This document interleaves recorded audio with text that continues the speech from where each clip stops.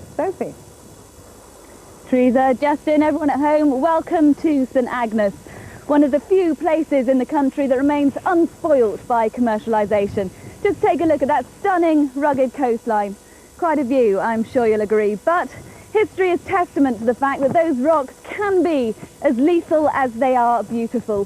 1707, a tragic year in Scilly's history. When the flagship association went down, hundreds were drowned.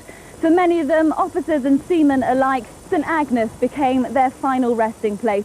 They're often remembered in the church just a few hundred yards to my right. Now the list is long, but also worth a mention is SS Scilly. When she went down in 1875, she took 335 people with her. Now on such occasions, the St Agnes gig was the first boat on the scene. We're here this week to celebrate the island's gig rowing history with the World Gig Racing Championships next weekend. But these days, if anyone is in trouble off those shores, it's the lifeboat men who are first on the scene. And our Cornwall reporter David George has been to meet one of the most well-known. This is the current St Mary's Lifeboat. The 7-class all-weather boat has a top speed of 25 knots. Coxswain Andy Howells is at the helm. But for a large part of the last century, 71 years in all, members of the Lethbridge family have been in charge of the lifeboats. These days, Matt Lethbridge spends much of his time painting pictures of lifeboat rescues. But like his father and grandfather before him, he was coxswain of the St Mary's boat during some of the most famous or infamous incidents at sea.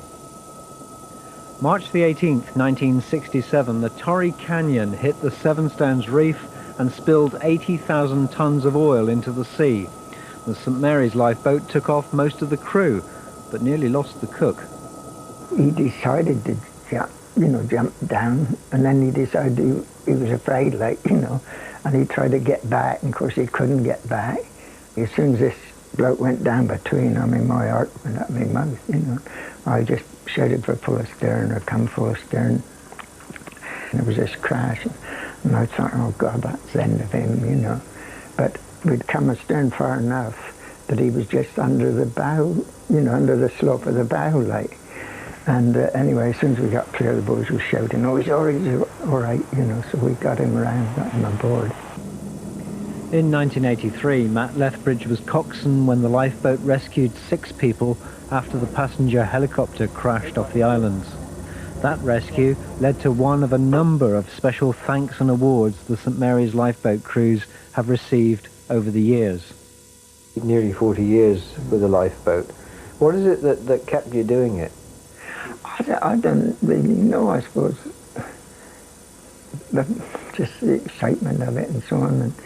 And I used to like the lifeboats because you could just drive at full speed and not worry about the boat smashing up or anything else. And now Matt's highly detailed memories are all written in his book, All in a Lifetime. Well, the current coxswain of the St Mary's lifeboat is Andy Howells. You saw him there at the beginning of David's report. Andy, what's been the most memorable rescue for you? Probably the Baccarol rescue in 1993 under the coxswain Barry Bennett there and Paul Cresser over on St Mary's. Why that one? It was a bronze medal rescue, and it was well noted because it was in very shallow water, very stormy conditions, and all the case of the time that we got the yachtsman off. I think about 70 seconds before it actually got sunk, and it was well documented on videotape and whatever. Now the nature of your job makes it very dangerous. It's unpaid. I have to ask, why do people like you do it?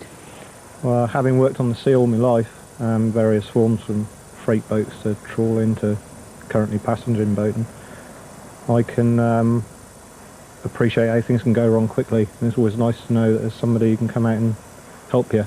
Now you are a boatman, you set yourself. What happens if you're out on a job and then you get shout?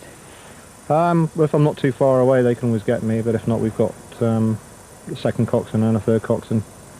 Okay, Andy, thanks very much indeed. Well, this is the most southwesterly point, as we said, and the man who lives in the most southwesterly house is Tim Hicks. Tim, what's that like for you? I thoroughly enjoy living here, whatever the weather.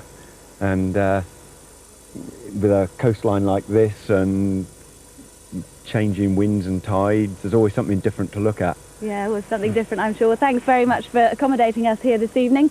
Now, it's been blowing a hoolie here today. What will greet us tomorrow in Tresco? The man who can probably tell us that, David.